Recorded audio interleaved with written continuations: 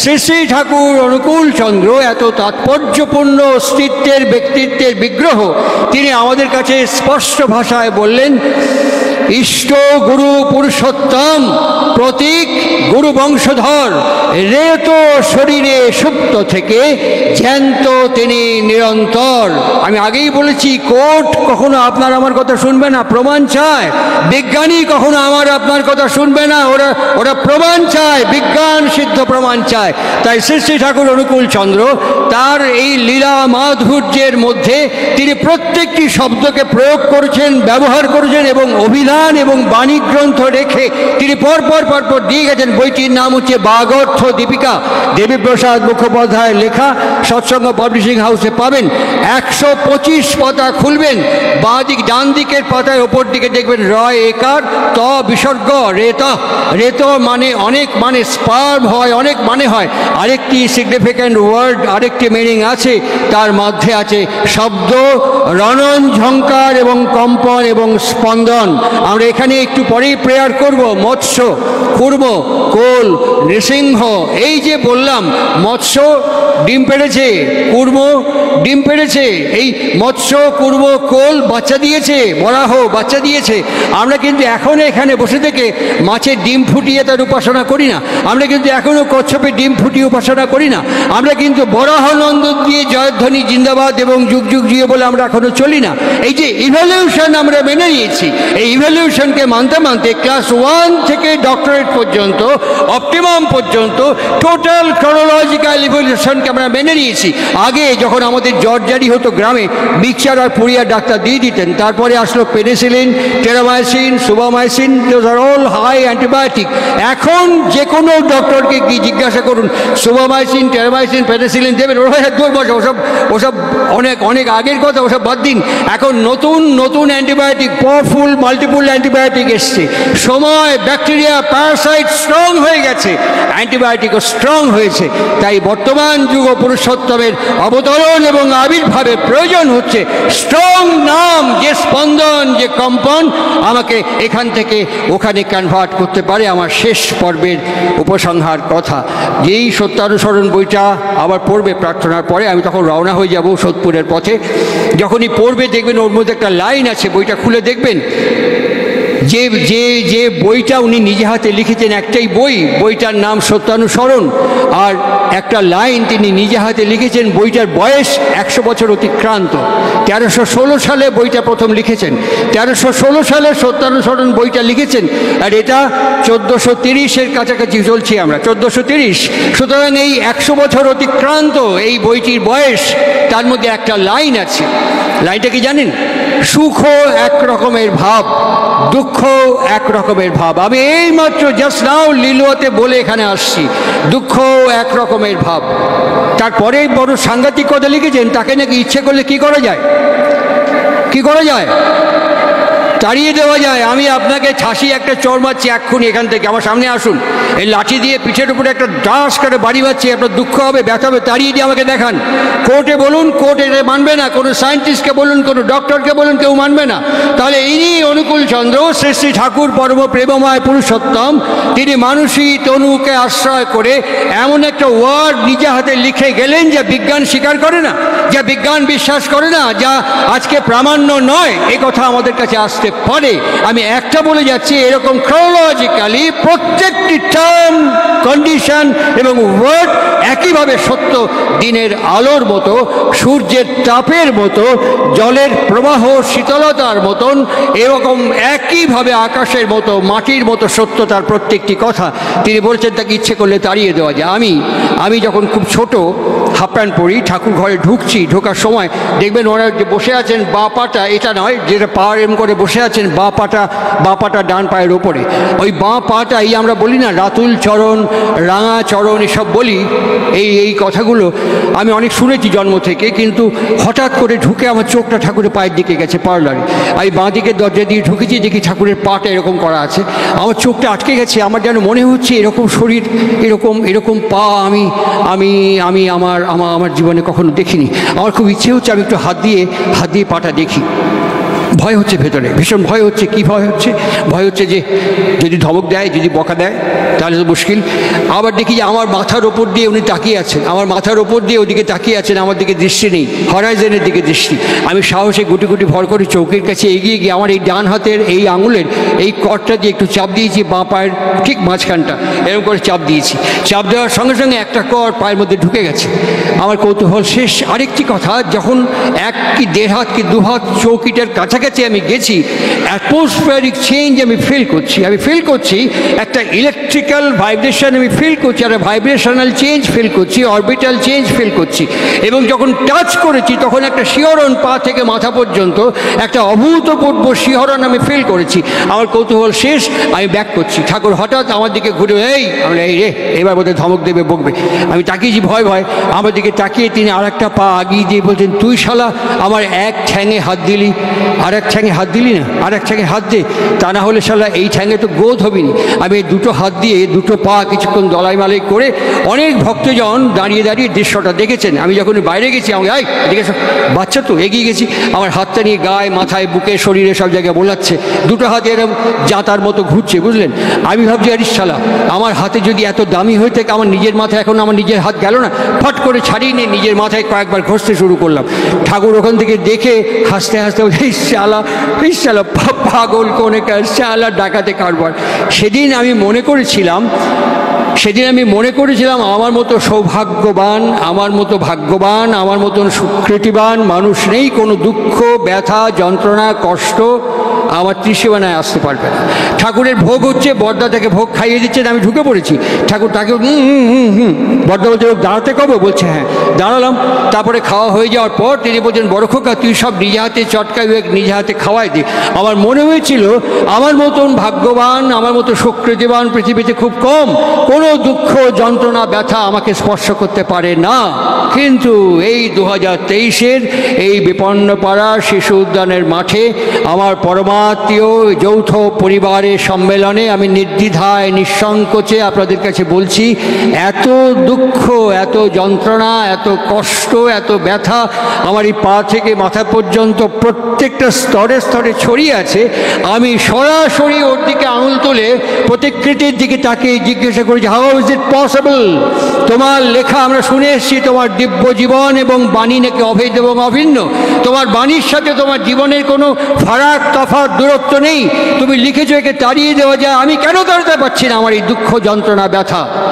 এই অন্বেষণ আমাকে সেই সমাধানের মুখোমুখি নিয়ে গেছে। শুনুন, আমাদের এই যে কথা বলছে, এই যারা আছি এখানে, আমি আজকেও বললাম লিলুয়ায় কিছুক্ষণ আগে, আমার শরীরের এখনকার ওজন হচ্ছে 78 কিলো 500। এই 78 কিলো 500 শরীরটাকে চালাচ্ছে কে জানেন?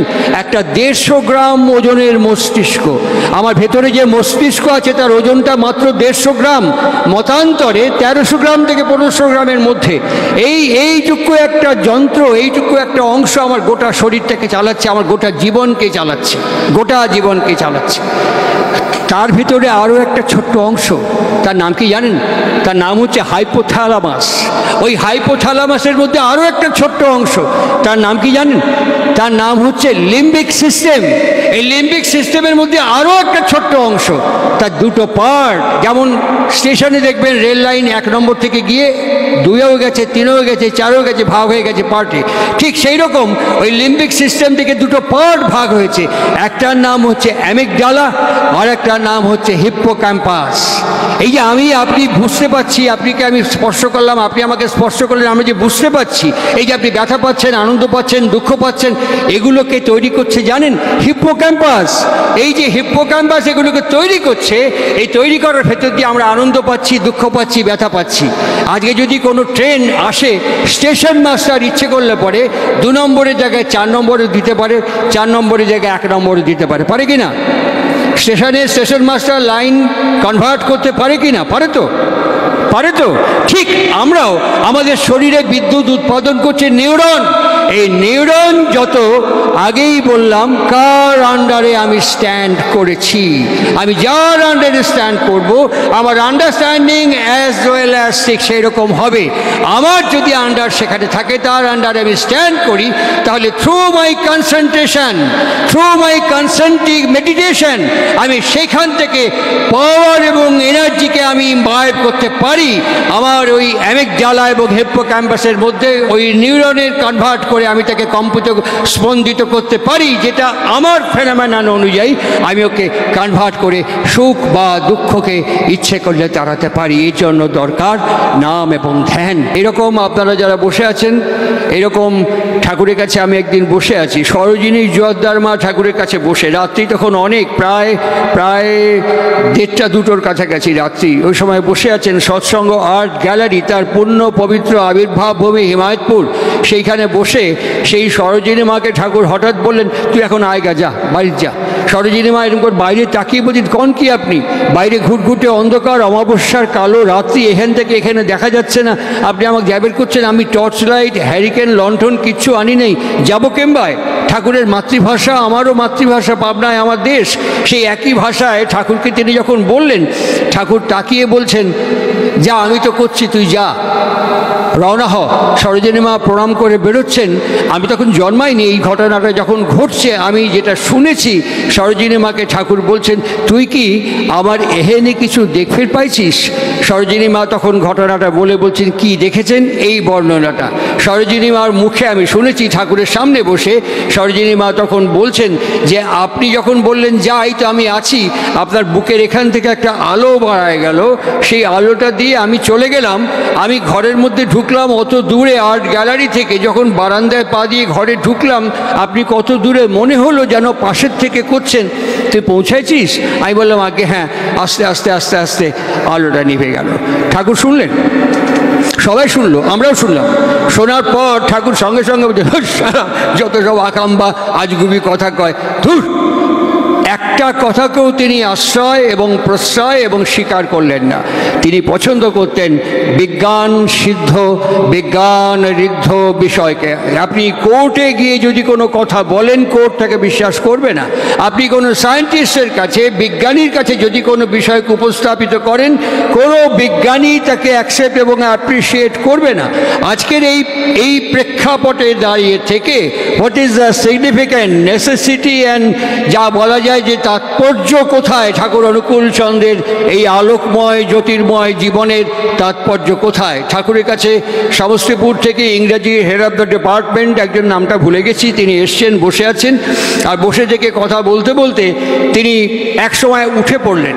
উঠে পড়েই ঠাকুর তাকিয়ে বলছেন, আপনি উঠলেন নাকি? ঠাকুর সঙ্গে সঙ্গে তার দিকে তাকিয়ে বলছে, হ্যাঁ, এখানে বড্ড ব্যাকডেটেড কথা হচ্ছে, কিছু আপ টু ডেট কথা হলে শুনতাম।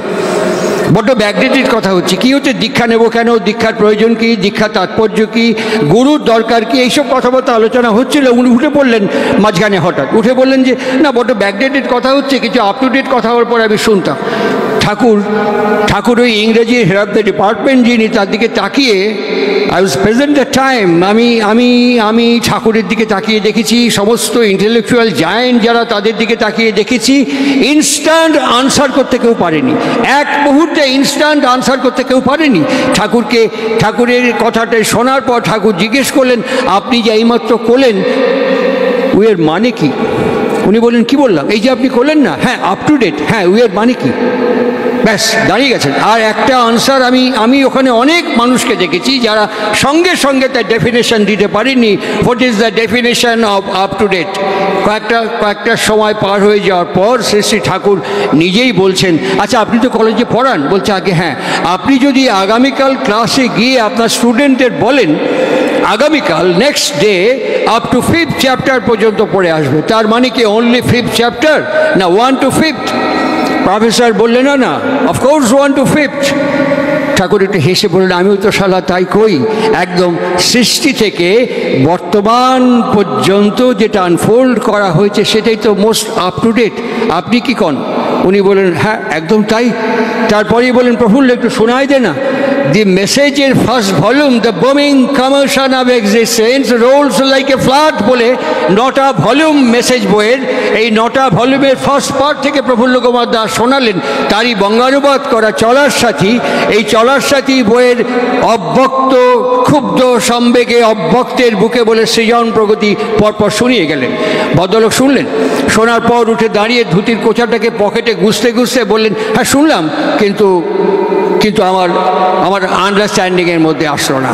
ঠাকুর আবার ঝুঁকে গিয়ে বললেন, আমি কই কি, আপনি আগে কারো আন্ডারস্ট্যান্ড করেন, আপনি আগে কারো আন্ডারস্ট্যান্ড করেন, আপনার আন্ডারস্ট্যান্ডিং নর্মাল হবে না। এখন এই উৎসবের সিগনিফিকেন্ট হচ্ছে আমি ইন্ডিভিজুয়ালি পার্সোনালি আমি কার আন্ডারস্ট্যান্ড করে টোটাল ফেনোমেনা, এই যে সকাল থেকে উৎসব উদযাপিত হচ্ছে, আমি এগুলোকে গ্রহণ করছি, অর্জন করছি, আহরণ করছি, কোন স্ট্যান্ড পয়েন্ট থেকে, কোন আন্ডারে থেকে, কার আন্ডারে থেকে আমি একে গ্রহণ করছি। বলি কৃষ্ণ কেমন, যার মন যেমন, সূর্যের রং কেমন, বহু রঙের কাঁচে নিয়ে যদি আপনি রাখেন, যে রঙের কাঁচ সূর্যের আলো ঠিক সেই রঙেই কিন্তু প্রতিবিম্বিত হবে। জল এমনই একটি জিনিস, জলের মধ্যে যে কোনো কালারকে মিশিয়ে দেবেন, জল সেই কালারকে ধারণ এবং গ্রহণ করে সেই ব্যাপারই আমাদের সামনে প্রতিবিম্বিত করবে। প্রশ্ন হচ্ছে এই উৎসবের তাৎপর্য এবং প্রাসঙ্গিকতা কোথায়? আমি কথা শুরু করার আগেই আপনাদের কাছে বললাম, এই সবার জন্য অমলিন অকৃত্রিম অকপট প্রার্থনা নিবেদনের চেষ্টা করি। ঠিক এই শব্দটি যাকে শ্রী শ্রী ঠাকুর নারায়ণী কেরানি বলেছেন, এই শব্দটি শ্রী শ্রী ঠাকুর অনুকূল চন্দ্রকে সরাসরি জিজ্ঞেস করছেন প্রফুল্ল কুমার দাস। ঠাকুর, আমি অনেক যোগী সাধক মুনি অনেক ঋষিকে আমি দেখেছি আমার জীবনে, উনি শ্রীরামকৃষ্ণ সমন্বয়াচার্য অবতার বরিষ্ঠায় শ্রী শ্রী রামকৃষ্ণের একদম প্রত্যক্ষ শিষ্য স্বামী শিবানন্দজি মহারাজ, যার সন্ন্যাস নাম হচ্ছে মহাপুরুষ মহারাজ, তার কাছ থেকে সরাসরি দীক্ষাপ্রাপ্ত ছিলেন। উনি সরাসরি ঠাকুরকে জিজ্ঞেস করছেন, আমি অনেককে দেখেছি, অনেক প্রবলেম নিয়ে মানুষ তাদের কাছে যখন গেছে, এই সমস্যার কথা বললো, শুনে কিছুক্ষণ চোখ বন্ধ করে বললো, যাও ঠিক হয়ে যাবে।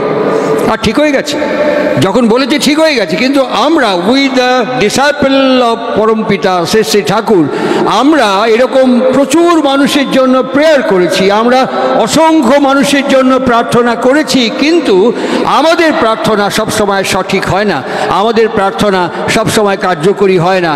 What is the cause and root, এটা একটু বলবেন? ঠাকুর একটা শব্দ উচ্চারণ করেছিলেন, ছোট্ট একটা শব্দ, সেই শব্দটা হচ্ছে তোদের প্রার্থনা কনসেন্ট্রেটলি হয় না। ঠিক এই শব্দটি ব্যবহার করে বলেছিলেন, তোদের প্রার্থনা কনসেন্ট্রিকলি হয় না। আর এই কনসেন্ট্রিকলি যে হয় না, এটার জন্য আজকে ঠাকুর অনুকূল চন্দ্রের কথা প্রমাণ সহ, আজকে ঠাকুর অনুকূল চন্দ্রের কথা বিজ্ঞানের সমর্থন সহ, আজকে ঠাকুর অনুকূল চন্দ্রের কথা বর্তমান বিশ্বের লেটেস্ট আল্ট্রা জার্নাল সহ আজকে আমাদের মার্গ উন্মোচন প্রয়োজন। শ্রী শ্রী ঠাকুর অনুকূল চন্দ্র তখন দেওঘর থেকে 42 মাইল দূরে দুমকায়, বাড়িটার নাম হচ্ছে মুখার্জি পার্ক, তিনি সেখানে আছেন। সেখানে দুমকা কোর্টের বিশিষ্ট বরেণ্য ব্যবহারজীবী যারা, তারা ঠাকুরকে ঘিরে আছেন। অল অফ দ্য সাডেন ওই আমাদের প্রফুল্ল কুমার দাসদা শ্রী শ্রী ঠাকুরকে জিজ্ঞেস করছেন, ঠাকুর এই যে আমার বাবার শরীর থেকে আমি আমার মার শরীরে গেছি, তা আমি তো এসছি থ্রু স্পার্ম, তা আমার জন্মানোর সঙ্গে অসংখ্য স্পার্ম ছিল যা মার ওভারসাথে গিয়ে মিলিত হওয়ার জন্য ছুটেছে। আচ্ছা ঠাকুর, এই প্রত্যেকটা স্পার্ম কি সেম চার্জ, সেম ইন্টারেস্ট? প্রত্যেকটা স্পার্মের ইন্টারেস্ট এবং চার্জ মানে ভর এবং ওজন কি সেম? আমি আশ্চর্য হয়ে যাই যে কথা, যে বিষয় দীর্ঘদিন গবেষণাগারে বিভিন্ন যান্ত্রিক প্রাযুক্তিক প্রাচুর্যের মধ্য দিয়ে অন্বেষক গবেষক বিজ্ঞানীবৃন্দ আমাদের কাছে উন্মোচন করছেন। মুখার্জি পার্কে দুমকায় আকাশের নিচে মাটির ওপরে বসে তিনি গল্প করতে করতে তিনি একেবারে টুইঙ্কেল অফ অ্যান আই মুহূর্তের মধ্যে উত্তর দিয়ে বলছেন, না, প্রফুল্ল কুমার দাস এমএ পাস। প্রফুল্ল কুমার দাসের বন্ধুকে জানেন? শ্রী রামকৃষ্ণ মঠ মিশনের এই গোলপার্কের কালচারাল অ্যাসোসিয়েশন আছে, কালচারাল ইনস্টিটিউশন আছে রামকৃষ্ণ মঠ মিশন, তার যিনি সভাপতি সম্পাদক ছিলেন স্বামী লোকেশ্বরানন্দজি মহারাজ। প্রফুল্ল কুমার দাসের বন্ধুকে জানেন? আমাদের ভারতবর্ষের অন্যতম নোবেল লরিয়েট ডক্টর অমর্ত্য সেনের মা অমিতা সেন প্রফুল্ল দাসের বন্ধুকে জানেন? প্রফুল্ল দাসের বন্ধু হচ্ছে ভারতবর্ষের অন্যতম অর্থনীতিবিদ অম্লান দত্ত এবং ভবতোষ দত্ত। কোন পেরিফেরিতে মেলামেশা ঘোরাফেরা! আমি প্রফুল্ল কুমার দাসকে শান্তিনিকেতনের বিশ্বভারতীতে বহুবার দেখেছি, অনায়াস যাতায়াত যে কোনো জায়গায়, উপাচার্য থেকে করণিক পর্যন্ত। এই এমনতর প্রফুল্ল কুমার দাসের এত আহরণ, এত অর্জন নিয়ে তিনি বিস্মিত হয়ে অনুকূল চন্দ্রের দিকে তাকিয়ে আছেন। ঠাকুর প্রত্যয়ের সাথে বলছেন, না, প্রত্যেকটা স্পার্ম আলাদা আলাদা, প্রত্যেকটা স্পার্মের চার্জ আলাদা, প্রত্যেকটা স্পার্মের ইন্টারেস্ট আলাদা, প্রত্যেকটা স্পার্মের গ্রহণ এবং অর্জন ক্ষমতা আলাদা। ঠিক সাইমনটেনিয়াসলি ওভার ভেতরে মায়ের শরীরে, আমার মায়ের শরীরে ওভার ভেতরে যার সাথে যার সিমিলারিটি হচ্ছে সে তাকে অ্যাকসেপ্ট এবং অ্যাপ্রিসিয়েট করে নিচ্ছে। এই হচ্ছে আমার পৃথিবীতে আগমন, অবতরণ এবং এই পদার্পণের প্রথম সিঁড়ি। আমি এইভাবে পৃথিবীতে নেমে এসেছি, এইভাবে আমার বাবা আমার মার ভেতর থেকে আমি এইভাবে পৃথিবীতে নেমে এসেছি। How can you expect from Pralay Majumdar? অসংখ্য ত্রুটি, অসংখ্য ভুল, অসংখ্য ফাঁক, অসংখ্য গলদ আমার ভেতরে নিয়ে আমার বাবা সে সময় জানতেন না what is the science, what is the significant of marriage. আমার বাবা গৌর মজুমদার জানতেন না what is the necessity of marriage. আমার মা রেবা মজুমদার জানতেন না what is the significant, what is the necessity of eugenic. প্রজনন কাকে বলে, বিবাহ কাকে বলে, এটি আমার বাবা এবং আমার মা জানতেন না। আমার গুরুদেব শ্রী শ্রী ঠাকুর অনুকূল চন্দ্রের সান্নিধ্যে থেকে শুনছি একটা জীবন জন্মগ্রহণ করে তার জন্মের 20 বছর আগে থেকে। কিভাবে, কেমন করে আসে, কিভাবে জন্মগ্রহণ করে, ছোট্ট একটি বাণীর মধ্যে তিনি বলছেন, অভ্যাস ব্যবহার যেমনতর, অভ্যাস ব্যবহার যেমনতর। বাইল্যাটারাল বলছেন, একটা বলছেন শিক্ষাও জানিস তেমনতর, আর একটা দিকে বলছেন সন্তানও পাবি তেমনতর। তাহলে আমি প্রলয় মজুমদার, আমি বাবা হচ্ছি, আমি প্রলয় মজুমদার, আমি বাবা হচ্ছি, আমার মিসেস মা হচ্ছে আমার দীর্ঘদিনের ক্রোনোলজিক্যাল হ্যাবিট, আমার দীর্ঘদিনের ক্রমবাহিক চরিত্র, ব্যবহার, আচরণ, অভ্যাস, বাক্য, কর্ম, আচরণ, চরিত্র। এবং আমার স্ত্রীর যে বাক্য, ব্যবহার, আচরণ, চরিত্র যখন অ্যাসিমিলেট করছে, যখন কেউ জন্মালো সে যদি দুষ্কৃতকারী হয় আপনি কাকে দোষ দেবেন? সে যদি লফঙ্গাল, লুচ্চা, বদমাশ হয় কাকে দোষ দেবেন? সে যদি সমাজ বিরোধী হয় কাকে দোষ দেবেন? সে আজকে যদি আমরা ক্রোনোলজিক্যালি আমাদের গ্রাফিক্সকে একবার পর্যালোচনা করে দেখি, রবীন্দ্রনাথ ঠাকুরের পর ঠিক সেই রকম বিশ্বকবির ব্যক্তিত্বের অস্তিত্ব এখন অবতরণ করেননি। বিদ্যাসাগরের পর এখনো পর্যন্ত ওই বর্ণপরিচয় লেখার মতন ওই ব্যক্তিত্বের অস্তিত্ব এখন অবতরণ করেননি। এখনো পর্যন্ত ফ্যারাডে, আইনস্টাইন, আমরা হকিংকে দেখলাম, লাস্ট চলে গেলেন কিছুদিন আগে। এই হকিংকে দেখলাম একটি অসাধারণ কথা আমাদের বর্তমান বিজ্ঞানের ফিজিক্স উচ্চারণ করেছেন। আমরা বলছি যে এখানে আলো আছে, বিজ্ঞানটা বলে না। আমরা বলছি ওখানটা একদম অন্ধকার, বিজ্ঞানটা বলে না। আমরা বলছি এখন প্রচণ্ড শীত, ঠান্ডা পড়েছে, তাই এসব গায়ে চাপিয়ে এসছি, বিজ্ঞানটা বলে না। বিজ্ঞান কি বলে জানেন? পদার্থবিদ্যা কি বলে জানেন? ওরা বলছে এখানে অন্ধকারের অনুপস্থিতি, ওরা বলছে অন্ধকারের মধ্যে আলোর অনুপস্থিতি। এখানে বলছে আমার যে এত শীত করছে, ঠান্ডা লাগছে, এখানে তাপের অনুপস্থিতি। ঠিক সাইমনটেনিয়াসলি শ্রী শ্রী ঠাকুর অনুকূল চন্দ্র কথা বলছেন, তোমার জীবন যে কনসেন্ট্রিক নয়, সেই কারণে কোনো কনসেন্ট্রিক পার্সনিফাইড আইডিয়ালের অনুপস্থিতি তোমার জীবনের ব্যালেন্স এবং কোঅর্ডিনেশনকে নষ্ট করে দিচ্ছে। কোনো পার্সনিফাইড লিভিং আইডিয়াল তোমার সামনে না থাকাতে, those are all abstract ideal. তুমি তোমার ইচ্ছে মতন উরখ হয়ে গোবিন্দায় নম বলে যা ইচ্ছে তাই করবে তুমি, তা কিন্তু চলবে না। যা ইচ্ছে তাই করবে তুমি, তা কিন্তু চলবে না। ভালো ছাড়া মন্দ করলে পরিস্থিতি ছাড়বে না। এই বিপন্নতার মধ্যে আমরা বিপন্ন পাড়ায় পরম প্রেমময় শ্রী শ্রী ঠাকুর অনুকূল চন্দ্রের আলোকময় জীবনকে অবলম্বন করে মার্গ উন্মোচনের দিকে এগোচ্ছি। খুব সংক্ষেপে আমার উপসংহারে ফিরবো আমি। তার মাধুর্যমণ্ডিত জীবন, পাশাপাশি দুটো চিত্র। আগেরটা বলে নি, এটা আমার কথা নয়, এটা আমি এই লিলুয়াতে কিছুক্ষণ আগে বলে আসলাম, বা কলোরা বা ডোমজুড়ে এর আগেও বলে থাকতে পারি, এটা রিপিটেডলি হয়তো শুনে থাকতে পারেন, বা আমার কথা এই যারা এই দেবাশিসের বাবা কার্তিকেরা যারা পরিবেশন করেন হয়তো এদের চ্যানেলেও দেখে থাকতে পারেন। তা হোক, আমি আবার রিপিট করছি কথাটা, যদি শুনেও থাকেন আবার রিপিট করছি। এটা সঞ্জীব চট্টোপাধ্যায়ের কথা, আমি জাস্ট আপনাদের কাছে পরিবেশন করছি মাত্র। সঞ্জীববাবু লিখছেন যে একটি ভদ্রলোক বিয়ে করেছেন, তার মা আছে এবং তার স্ত্রীকে নিয়ে এসছেন। আসার পরে মা বিয়ের আগে পর্যন্ত মা একটু গুড়াকু মাসতো, মা একটু পান দোক্তা সব খেত। আর প্রত্যেক দিন ছেলে যখন অফিসে বেরোতো মাকে জিজ্ঞেস করতো, মা তোমার দোক্তা আছে, তোমার গুড়াকু আছে, তোমার পান আছে, সুপুরি আছে, বারবার জিজ্ঞেস করতো। তা মা বলতো হ্যাঁ, আর প্রত্যেক দিন জিজ্ঞেস করতো, প্রত্যেক দিন বলার সঙ্গে সঙ্গে নিয়ে এসে হাজির করতো। আর ঠিক বিয়ের বেশ কিছুদিন পার হয়ে যাওয়ার পর, এখন বাড়িগুলো তো খুব সুন্দর, ফ্যান্টাস্টিক ডিজাইন। আগেকার মতো বাড়িঘর তো এখন আর দেখতে পাওয়া যায় না। একটা ঘুরেই বিশাল একটা ডাইনিংয়ের মতন একটা লাউঞ্জ, তার উপর থেকে দোতলায় উঠে যাওয়ার মতো একটা স্টেয়ার, একটা ওপরে একটা ব্যালকনি, তারপর সে ঘর। নিচের ঘরে সবসময় বাপ মা ঠাঁই হয়, সুতরাং বাপ মা ওই নিচের ঘরই থাকছে। যুক্তি হচ্ছে হাঁটুতে ব্যথা, কোমরে ব্যথা, পড়ে যেতে পারো, সিট ভিটি ভাঙতে হবে না, ওই নিচেই থাকো, নিচে আমরা লজ্জরে ফ্যান লাগিয়ে দিচ্ছি, ওতেই চলবে, নিজের মধ্যে ঘোরাঘুরি করো। মা বাবাও তাই মেনে নেয়, ঠাকুরদা ঠাকুমাও তাই মেনে নেয়। সুতরাং ওই নিচের ঘরে মা থাকে। ছেলে যখন নেমে আসে প্রত্যেক দিন বলে, বাবা আমার দোক্তা ফুরিয়ে গেছে, জর্দা ফুরিয়ে গেছে, পান সুপুরি ফুরিয়ে গেছে। ছেলে বুটে ফিতে বাদে শোনে, ডিক ডিক করে বেরিয়ে চলে যায়। বেশ কিছুদিন বাদে একদিন মা দেখছে, রোজ ভুলে যায়, একদিন দেখছে যে ওপরের থেকে তার বউ, মানে কয়েকদিন হলো, 1 মাস হয়েছে, বউ ফিরে এসে ব্যালকনিতে এরকম করে ভর দিয়ে, এখন তার হ্যাঁ গো শুনছো, চুরি নাড়িয়ে ডাকা এসব উঠে গেছে, এখন ডাকগুলো খুব সুন্দর এসছে, হাই। আর সুতোর ফিতে বাঁধতে এরকম করে তাকানোর সঙ্গে সঙ্গে বলছে, হাই, এই দেখো এরকম করে একটু চুলকালাম, গায়ে এরকম খড়ি বেরিয়ে যাচ্ছে, প্লিজ একটা নিভিয়া আজকে এনো কিন্তু। তখন মাথাটা নেড়ে চলে গেল। আর মা পাশ থেকে বলছে, আমার দোক্তা জর্দা সুপুরি পান চলে গেল। ফিরে আসার পর গিন্নি ওপরে ব্যালকনি যেরকম করে দাঁড়িয়ে আছে, তখন বলছে নিভিয়া ছুড়ে দিয়ে দিল, ফট করে ক্যাচ করে নিলে, একদম ফট করে লুপে নিয়ে নিলে এরকম করে। আর মা তখন বলছে যে আমার দোক্তা পান জর্দা গুড়াকু ভুলে গেছি, পরে আনবো। তুই বউয়ের আঁচলের তলে চলে গেলি, এই কদিন বিয়ে হওয়ার পর বউ যা বলছে প্রম্পট কাজ করছে, আর তোকে আমি এতদিন থেকে বলছি, একটুও মাথার মধ্যে থাকছে না।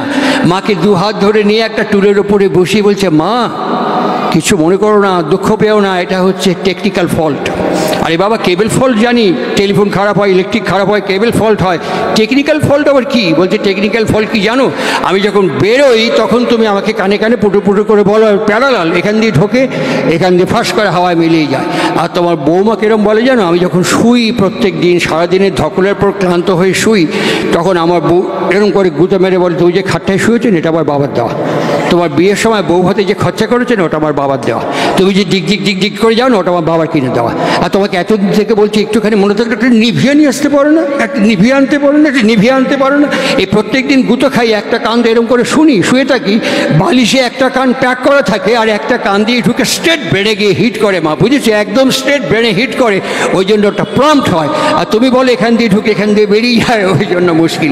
এই বিপন্নতার মধ্যে সম্পন্নতার রূপরেখা যদি আমার কাছে না থাকে, তাহলে পরে আমার কনসেন্ট্রিক অ্যাটিটিউড এবং কনসান্ট্রিক অ্যাক্সেলারেশন কেমন করে হতে পারে সেটা আমি ঠিক ভালো করে বুঝতে পারবো না। ঠিক যার আলোকময় জীবনকে নিয়ে, যার জীবনকে নিয়ে আমরা আজকে এই উৎসবে অংশগ্রহণ করেছি, তিনি তখন খুব সম্পন্ন ছিলেন না, অত্যন্ত বিপন্নতার মধ্যে তার ভাই বোন মা এদেরকে নিয়ে তিনি সংসার উদযাপন করছেন। তার বিবাহিতা স্ত্রী, যাকে আমরা শ্রী শ্রী বড়মা বলি, একটু মোটাসোটা ছিলেন, একটা মাত্র ভালো কাপড় ছিল, একটা মাত্র ভালো কাপড় ছিল, যে কাপড়টা পরে উনি লোকজনের সামনে বাইরে বেরোতেন। আর কাপড় ছিল না। আর একটা গামছা ছিল, যে গামছাটা অনেক বড় মাপের। গামছাটা গায়ে জড়িয়ে তিনি মাদুরে মাটিতে তার স্বামীর পাশে শয্যা গ্রহণ করতেন। সেদিন বসতে গিয়ে ফ্যাস করে পুরনো হয়ে গিয়েছিল, পাছার কাছে গামছাটা ফেসে যায়, ফুটো হয়ে যায়। তিনি শুয়েই তার স্বামী, আজকের যিনি আমাদের পরম প্রেমময় শ্রী শ্রী ঠাকুর অনুকূল চন্দ্র, বিবেকানন্দ কিছুক্ষণ আগে গান গাইছিলেন, মানুষই তনু আশ্রয় করে যুগের শেষে যিনি আবির্ভূত হলেন, তিনি কি বার্তা দিলেন আমার কাছে? তার আচরণ, তার বিচলন, তার বেনির্মাণ কি চিত্রিত করলো চালচিত্রের মতো আমার কাছে। তিনি এসে সঙ্গে শুয়েই তার স্বামীকে বলছেন, জানো আমার না এই একটাই, তুমি আমাকে একটা গামছা দিতে পারো? তখন স্বামী অনুকূলচন্দ্র পাশে শুয়ে আছেন। তখন যেই এই কথাটা শুনলেন, তাড়াক করে সোজা হয়ে বসেই বলছেন, বড় বউ, শালা তুমি একটা ভুল করে ফেললে। বড় মা তখন বলছেন, ভুল করলাম? কি ভুল? আরে তুমি তো আমাকে বিয়ে করেছো, আমি তো তোমাকে বিয়ে করেছি, আমার হাত তোমার হাতের উপরে নিয়ে আমার অন্ন বস্ত্র বাসস্থান সব দায়িত্ব তুমি গ্রহণ করেছো। আমি আমার স্বামীকে বলবো নাকি পাড়ার লোককে বলবো আমার গামছার কথা? কি ভুল করেছি? ঠাকুর তখন বড়মা মুখের দিকে তাকিয়ে থেকে বলছেন, তুমি এই কথাটা আমার মা করলে ভালো হতো। যাক, একবার বলিছ আর কিন্তু কয়ে না, কেমন? এরপর থেকে তোমার যা কিছু প্রয়োজন সব আমার মার কাছে কবা, বুঝিস? এই বলেই তিনি অবিনাশ চক্রবর্তীকে ডাক দিলেন পরের দিন সকালে। ডাক দিয়ে বলছেন যে, অবিনাশদা, আপনি কলকাতায় গিয়ে একটা বড় সাইজ জানেন তো, ওইরকম একটা পেল্লায় গামছা কিনে নিয়ে আসবেন। আর সন্ধ্যেবেলার মধ্যেই পাবনা হিমায়তপুরে ঢুকবেন, ঢুকে গামছাটা বড় বউকে দেবেন না, গামছাটা আমার মার কাছে প্রণাম করে মার পায়ের কাছে রেখে কবেন কি, মা, গতকাল রাত্রে মা মহামায়া আমাকে একটা স্বপ্ন দেখাইছিল, আর সেই স্বপ্নটা দেখার পর আমাকে মহামায়া বললেন গামছাটা কিনে বড় মাকে দিতে, তাই আপনার পায়ে আমি দিয়ে গেলাম, এইটুকু ছোঁয়া যাবেন, আর কিছু করা লাগবে না। মা বড় বউকে দিবেনি। ঠিক ওইটা ঘটে যাওয়ার পর বড় মাকে দিয়ে দিলেন মা মনমোহিনী দেবী। এবার অবিনাশ চক্রবর্তী শ্রী ঠাকুরকে জিজ্ঞেস করতে নিয়ে, একটা সামান্য গামছার জন্য এরকম করে ঘুর পাকে এত নাটক করার দরকার কি ছিল? সরাসরি দিলেই তো হতো। কাঁধের ওপরে হাত দিয়ে ঠাকুর ভাটি বনের মধ্যে হাঁটতে হাঁটতে বলছেন, দেখেন আপনি যা করছেন তা একদম ঠিক, আপনি যা করছেন তা সর্বৈব সত্য, কিন্তু আমি যদি সঙ্গে সঙ্গে বড় বউর কথা শুনে বড় বউকে দিয়ে দিতাম, বড় বউর মনের মধ্যে কি কি হওয়ার সম্ভাবনা থাকতো শোনেন। বড় বউ ভাবতো স্বামী আমার সব, যা কিছু প্রয়োজন স্বামী কি কব, মাক না করলেও চলবে, দেওরদের না জানালেও চলবে, ভাইয়ের বউদের অত গুরুত্ব না দিলেও চলবে, স্বামী আর আমি আর স্বামী, এই বোধটা কাজ করবে। আর আমার মার ভেতরে কি কি সম্ভাবনা ছিল, মা ভাববে এই ছাওয়ালে বিয়ে দিলাম, শালা একটা বাচ্চা হয়েছে, এরই মধ্যে বড় বড় আঁচলের তলে পুটুলি হয়ে গেছে, আগে সব কথা আমার কথা অনুযায়ী চলতো, আর আমার কিছু জানাও না, কয়ও না, বোঝেও না। এই যে হতো, আমার ভাই এবং ভাইয়ের বউরা ভাবতো বড়দা এখন বড় বৌদির কথা শোনে, আর বউয়ের যারা যা, বড় বউয়ের যারা যা, আমার যারা ভাতৃবধূ, তারা ভাবতো বড় ঠাকুর বড় বউ ছাড়া আর কিছু বোঝে না। এই বিপর্যয়ের সম্ভাবনা সংসারে থাকতো। আর আমি যা করলাম তাতে কি হলো জানেন? তাতে হলো কি, বড় বউ শালা সঙ্গে সঙ্গে বুঝে গেল আমার স্বামী হোক আর আসামি হোক, যাই হোক না কেন, এ মা ছাড়া জীবনে কিচ্ছু বোঝে না, যা কিছু সব মার কাছে কওয়া লাগবি। আর আমার ভাইরাও বুঝে গেল বড় ঠাকুরে বা বড়দাক এসব বলে কিছু হয় না, সব মার গোড়ায় মার ঠ্যাঙে দেওয়া লাগবি। এই যে বম্বে রোড, হাই রোড যত তৈরি হচ্ছে দেখবেন, আমি পশ্চিমবঙ্গ সরকারের বামফ্রন্ট আমলে একটি সেমিনারে গিয়েছিলাম দক্ষিণ 24 পরগনায়। সেখানে একটি আশ্চর্য তথ্য জানতে পেরেছি, যত হাই রোড দেখবেন তার দুপাশে গাছ পুঁতে দেওয়া হয়। কেন, কি জন্য গাছ পোতা হয়? হাই রোডের পাশে দেখবেন সবসময় গাছ পোতা হয়। হাই রোডের ওপরে হেভি ট্রাক, হেভি ভেহিকেল যাতায়াত করে, প্রচণ্ড কম্পন তৈরি হয়। যে সোলিংয়ের মধ্য দিয়ে রাস্তাটা তৈরি হয়, ওই প্রচণ্ড কম্পনে মাটিগুলো আলগা হয়ে যায়। আর যত গাছ পরপর লাগিয়ে দেওয়া হয়, গাছের শিকড় মাটির ভেতরে চলে যায়, আর মাটি ওই কাছাকাছি শিকড়কে আঁকড়ে ধরে, যার ফলে ওই ভাইব্রেশন অটোমেটিক্যালি অ্যাবজর্ব করতে পারে। যত রেল লাইন দেখবেন, রেল লাইনের ভেতরে অসংখ্য স্টোন যদি বড় বড় পাথর দিয়ে দেওয়া হয়, রেল যত গতিতে ছুটে যাক না কেন, ওই ভাইব্রেশন ওই মাটির সাথে পাথর ওটাকে অ্যাবজর্ব করে নেয়। আশ্চর্যের ব্যাপার। আমরা আগে গরু গাড়ি চড়তাম, এখন জেট গতিতে এসে গেছি। আগে আমরা লম্ফ, হ্যারিকেন, মোমবাতি জ্বালাতাম, এখন আমরা নিয়ন আলো জ্বালাচ্ছি। এখন আমরা ইনভার্টার ব্যবহার করছি। এখন ফট করে টিপলে পরে গোটা বিশ্ব আমাদের কাছে এত তীব্র গতিতে গতিস্মান হয়েছি। তাকিয়ে দেখবেন ডক্টরেট, পিএইচডি, এমফিল এরকম করা প্রচুর মানুষ বিদ্যায় একবার অপটিমামকে টাচ করেছে, একটু টুস করে রাগিয়ে দেবেন, টুস করে একটু রাগিয়ে দেবেন। এই কিছুদিন আগে আমি অশোকদার বাড়িতে আসছিলাম, আমি সেদিন বলেছি অশোকদার বাড়িতে কিছুদিন আগে আসার পরেই যে অঙ্কুরহাটি বলে একটি ক্রসিং আছে, অনেকক্ষণ দাঁড়িয়ে থাকে গাড়ি, একটা সবুজ আলো হলে গাড়িগুলো যায়, এই অঙ্কুরহাটি দুদিকেই যাওয়া যায়। আর এখানে যখন আমি আসছি, একটা লিকপিকে একটা লোক সাইকেলের উপরে বসে, দুদিকে দুটো হেভি ট্রাক, ওই গায়ে এরকম আকশা দেওয়া আছে যেখানে দড়ি দিয়ে মালগুলোকে বাঁধা হয়, দুটো ট্রাকের মাঝখানে ওই লোকটা সাইকেল নিয়ে ঢুকেছে। আমার আগে একটা গাড়ির ড্রাইভার ওকে বললেন যে দাদা খুব ব্যস্ত, এইখানে ঢুকলেন আপনি, যদি ডাইনে বায়ে লরি ঘোরে তাহলে তো আপনি শেষ, স্যান্ডউইচ হয়ে যাবেন। ভদ্রলোককে উত্তর দিল জানেন, একটা ঠ্যাং মাটিতে এরম করে দিয়ে একটু ঝুঁকে সাইকেলটাকে নিয়ে ওই ড্রাইভারের দিকে তাকিয়ে বলল, তোর বাবার রাস্তা সরে বাচ্চা। কি সুন্দর উত্তর। আমার গুরুদেব কি বলছে জানেন, কীরকম আহরণ দেখুন, কীরকম অর্জন দেখুন, ভালো জিনিস কীভাবে রিপ্রেজেন্টেশন হচ্ছে। ঠাকুর অনুকূল চন্দ্রের তাৎপর্য প্রাসঙ্গিকতা কোথায় জানেন, উনি বলছেন ভাব ভাষাকে নিয়ে আসে, ভাষা কখনো ভাবকে আনে না। তাই একটা বিখ্যাত বরেণ্য ব্যক্তিকে যদি একটু রাগিয়ে দেন, ওই ডক্টরেটশিপ একাডেমিয়া তার ঠোঁট দিয়ে আর বেরোবে না, তার ঠোঁট দিয়ে তার ক্রনোলজিক্যাল জেনেটিক্যাল কনফিগারেশনের ভাষাগুলো বেরোবে। আবার একটি নিরক্ষর মানুষকেও যদি রাগিয়ে দেন, তার অ্যাটিটিউড এবং ফিজিক্যাল ফেনোমেনা দেখবেন তার ক্রনোলজিক্যাল হেরিডিটিকে ক্যারি করছে। ট্রেনে যখন যাতায়াত করতাম, 3 জনের সিট লোকাল ট্রেনে, 3 জনই বসে আছে, সবারই স্বাস্থ্য পাচা মোটামুটি ঠিকই, আর জায়গা নেই, তবুও দেখবেন আপনারা যাতায়াত করতে করতে ভিড় হয়ে গেলে একজন প্লিজ একটু অ্যাডজাস্ট করুন না, একটু সরে যান না, সরতে ঠেকে গেছেন আর জায়গা নেই, একটা সিটের কাঠের একটুখানি পিচ আর একটা এয়ারে হ্যাঙ্গিং হয়ে আছে, তবুও কিছুক্ষণ বসে ওর মধ্যে গুতুগুতি করতে থাকবে। আমাকে একদিন এরকম বলেছিল, প্লিজ একটু অ্যাডজাস্ট করুন না। আমি বললাম আপনি বসুন, আমি আমার হাঁটুতে কোমরে এখনো জোর আছে, আমি দাঁড়িয়ে যেতে পারবো, আপনি বসুন। তখন বলছে যে অ্যাটিটিউড ইজ এভরিথিং। আমি বললাম না, এরপরে একটু লেজ আছে, অ্যাটিটিউড কামস ফ্রম হেরিডিটি।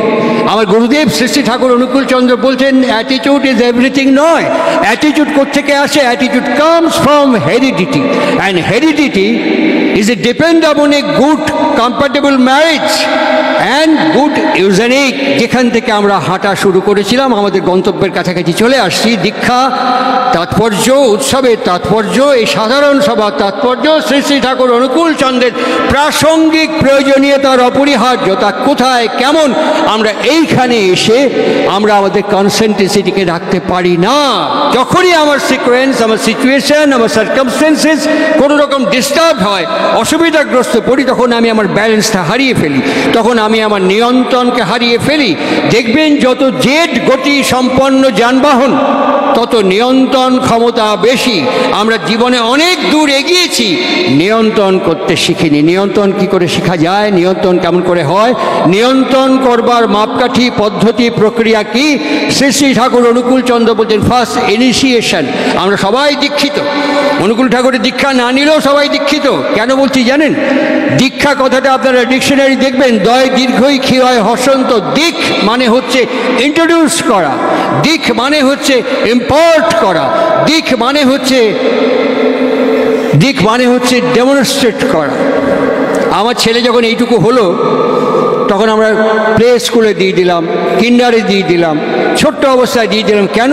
ওই মুখস্থ করার জন্য, অভ্যাস ঠিক করার জন্য, হ্যাবিট ঠিক করার জন্য, বিহেভিয়ার ঠিক করার জন্য ওই দীক্ষা দিয়ে দিলাম স্কুলের ভেতরে দিয়ে। তাই জন্য বলা হয় শিক্ষকও একজন আচার্য, শিক্ষকও একজন আচার্য বলে দেওয়া হয়, আমরা পাঠিয়ে দিলাম তার কাছে। কিন্তু বিং এ প্যারেন্টস, বাবা হিসেবে, মা হিসেবে, আমি কিন্তু একদিনের জন্যও বললাম না আমার পরিবারে, এই বাবাকে প্রণাম করো, এই তোমার মাকে প্রণাম প্রণাম করো। যেই খালি হাতে প্রণাম করতে যাচ্ছে, না না খালি হাতে করছো কেন? তাহলে তোমার যদি পেন দরকার হয় আমাকে বলো, তোমার যদি খাতা কাগজ বই দরকার হয় মাকে বলো, তোমার খিদে পেলে মাকে বলো, তোমার ঘুম পেলে মাকে বলো, তোমার শরীর খারাপ হলে মাকে বলো। এটা বলে কে? তোমার ব্রেন।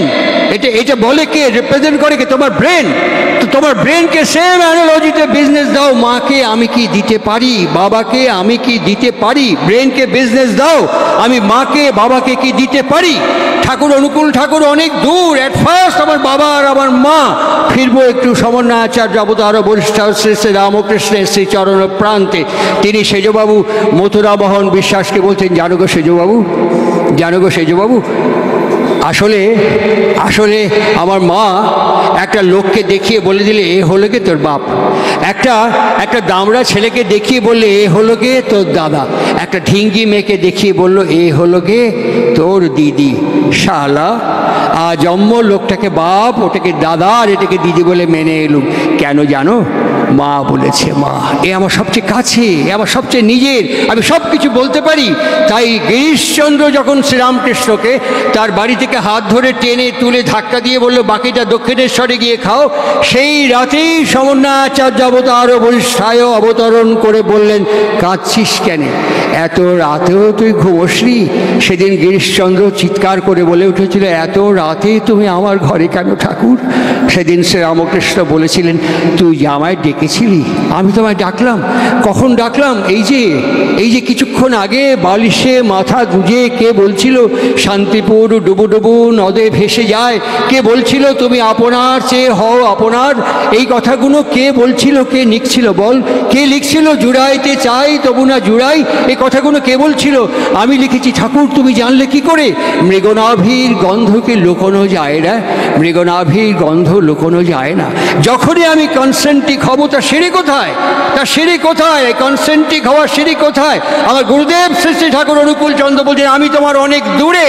আগে মা এবং বাবা যাদের দৌলতে জীবন পেয়েছো, আগে বাবা এবং মা যাদের দৌলতে জীবন পেয়েছো, আগে বাবা এবং মা তাদের প্রতি শ্রদ্ধা সমন্বিত অ্যাক্টিভ অ্যাক্সেলারেন্ট যখন তোমার ভেতরে হবে, তখন ধীরে ধীরে পরের পর্দা মার্গ উন্মোচন হবে। এটা তোমাকে শেখাচ্ছে কে? এই আর্য শাস্ত্র আমাদেরকে শিখিয়েছেন মাতৃদেব ভাবা, তারপরে শিখিয়েছেন পিতৃদেব ভাব। এটাই শেষ নয়, তারপরে বলছেন আচার্য দেব ভাব। এই আচার্যের কথা একটু বলতেই হয়। এখন আমি কিছুক্ষণ আগে লিলুয়া থেকে ফিরলাম, ওখানে আমাকে একজন প্রশ্ন করলেন, আরে আপনি সৎসঙ্গের আচার্য ঠাকুর অনুকূল চন্দ্রকে বলছেন, আমরা দেখলাম তো এখানে মন্দিরে আরও অনেক আচার্য আছে। আমার কোনো অসুবিধে নেই, কোনো অসুবিধে নেই। আমাকে যিনি প্রথম অবাক্য শিখেছেন তিনি আচার্য, বিশ্ববিদ্যালয়ে গেলে উপাচার্য, রাজ্যপাল বিশ্ববিদ্যালয়ের আচার্য, অনেক আচার্য আছে। আচার্যের গল্প আপনাকে বলি। একটি পণ্ডিত পথিক তিনি একটি গ্রামে যজমান কার্যে গিয়েছিলেন। যজমান কার্য থেকে যখন ফিরছেন, জল তেষ্টায় ছাতি ফেটে যাচ্ছে, একটা রাখাল বটগাছতলায় শুয়ে আছে। তখন বলছে, হ্যাঁ গো এতটা পথ আরও পানি দেবো? বলি এখানে কোনো গৃহস্থ বাড়ি নেই, একটু জল খেতে পারি? বলছে এই সামনের বাড়িতে চলে যান, সামনের বাড়িতে যান। আপনি কী করেন? বলে আমি পণ্ডিত। বলে বাবা আমাদের গ্রামে তো লেখাপড়া কেউ জানে না, পণ্ডিত এই প্রথম দেখলাম। আপনি যান, খুব যত্ন করে আপনাকে জল খাওয়াবে। ও গিয়ে দরজা নেওয়ার সঙ্গে সঙ্গে বলছে, কে কোত্থেকে আসছেন? বলে আমি এই গিয়েছিলাম এখানে, আমি পণ্ডিতই করি, একটু জল খাবো। বলছে পণ্ডিত? এই জীবনে কখনো পণ্ডিত দেখিনি আমরা। আচ্ছা বলুন তো দশরথের বাবার নাম কি? বলে বলতে পারবো না। তার বাবার নাম কি? বলে বলতে পারবো না। বলে জল হবে না, আসুন। এই কিসের পণ্ডিত? বলে দরজাটা বন্ধ করে দিয়েছে। পণ্ডিত ফিরে এসছে সেই বট গাছতলায়। আবার রাখাল জিজ্ঞেস করে, জল খেয়েছেন? বলো না না, খালি বাপের নাম জিজ্ঞেস করছে, খালি বাপের নাম জিজ্ঞেস করছে, আমি তো অত জানি না। তখন বলে আমাকে নিয়ে চলুন, আমার সঙ্গে চলুন। গিয়ে আবার ধাক্কা দিয়েছে, সে ভদ্রলোক বেরিয়ে এসছে। বলছে ওকে যে সব প্রশ্ন করছেন আমাকে করুন। বলছে দশরথের বাবার নাম কি? বলে 11 রথ। বলে তার বাবার নাম কি? বলে 12 রথ। তুই বেটা যত বাপের নাম জিজ্ঞেস করবি একটা করে রথ তোর সঙ্গে সঙ্গে যোগ করে দিয়ে চলে যাবো। এরকম আচার্যের অভাব কোথাও খুঁজে পাওয়া যাবে না।